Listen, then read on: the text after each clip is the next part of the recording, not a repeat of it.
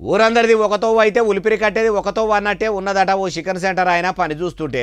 అగో ఓదికు తెలంగాణ రాష్ట్రంలో ఉన్న చికెన్ సెంటర్లు మొత్తము బంద్ పెట్టిర్రు. కోళ్ళపారాలు ఎక్కువ మార్జిన్ ఇవ్వాలని లొల్లి చేస్తుంటే ఓ చికెన్ దుకాణం అయినా ఇట్లా దుకాణం తెరిచిండట. ఎట్లున్నది కథ చూడు, పెద్ద పరిశానే ఉన్నది.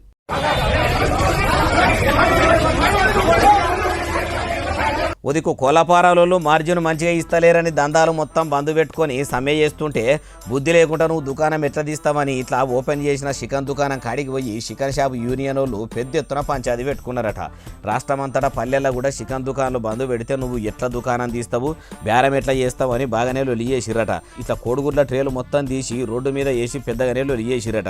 అయ్యా ఉదికు మార్జిన్ కోసం అనే ఇట్లా దుకాణాలు బంద్ పెట్టుకొని సాటి దుకాణాలు బాధలు పడుతుంటే మీరు ఇట్లా దుకాణం తెరిస్తే ఏమన్నట్టు, ఇదేనేమో గాలికి పోయే కంపని తెచ్చుకొని ఏడనో తలిగించుకున్నాడు అంటే. అయ్యా చికెన్ సెంటర్లో ఈడింకో ముచ్చట ఏంటంటే చికెన్ సెంటర్లో నడుపుకునేటోళ్ళు కూడా ఇప్పుడు పెళ్లిల సీజన్ కూడా ఉన్నది కాబట్టి ఇప్పుడు దందా బంద్ పెడితే ఎట్లా అని కొందరు అంటే వచ్చే రూపాయలు కూడా రాకుండా పోతాయేమో అని ఇట్లా చేస్తుండేమో అని కొందరు అంటుర్రు ఈ ముచ్చటిన్నోళ్ళు.